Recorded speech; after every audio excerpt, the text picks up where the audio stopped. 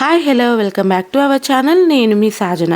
ఈరోజు అయితే ఒక మంచి సమ్మర్ స్పెషల్ రెసిపీ అయితే చూపించబోతున్నాను. చాలామందికి అయితే ప్లెయిన్గా మజ్జిగ తాగడం అస్సలు ఇష్టం ఉండదు కదండి. అలాంటి వాళ్ళకైతే ఇలా మసాలా మజ్జిగ చేసి పెట్టండి, చాలా బాగుంటుంది.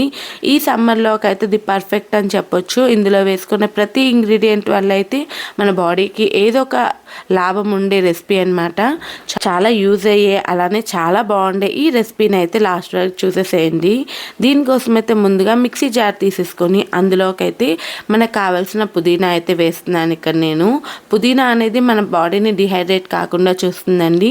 అలానే కొద్దిగా అల్లం, కొద్దిగా జీలకర్ర, అలానే కొత్తిమీర కూడా వేసేసుకొని ఇక్కడ నేను పచ్చిమిర్చి కూడా వేస్తున్నాను. మీకు కావాలంటే స్కిప్ కూడా చేసేసుకోవచ్చు అనమాట. ఇలా కొద్దిగా వాటర్ వేసేసుకొని ఇలా కోర్స్గా బ్లెండ్ చేసుకోవాలి.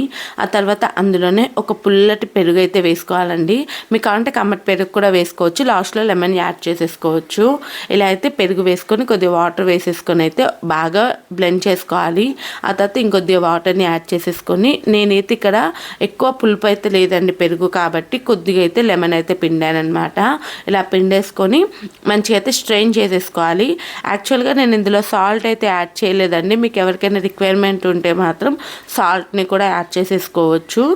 అయితే నాకైతే ఈ టేస్ట్ ఇలానే బాగా నచ్చిందనమాట. ఇంక అందుకని సాల్ట్ అయితే యాడ్ చేయలేదు.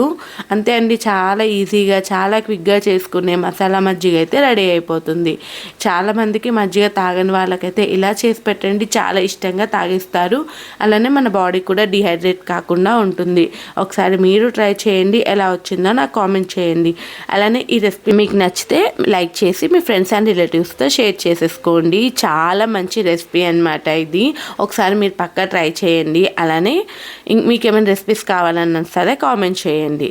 ఆల్రెడీ మన ఛానల్లో సమ్మర్ స్పెషల్గా చాలా రెసిపీస్ ఉన్నాయి. అలానే పిల్లలకి హెల్తీగా ఇంట్లోనే చేసుకునే స్నాక్ రెసిపీస్ కూడా ఉన్నాయి. ఒకసారి చెక్అవుట్ చేయండి. అలానే ఇంకో వీడియోతో ఇంకో రెసిపీతో నేను మీ ముందుంటాను. సరే.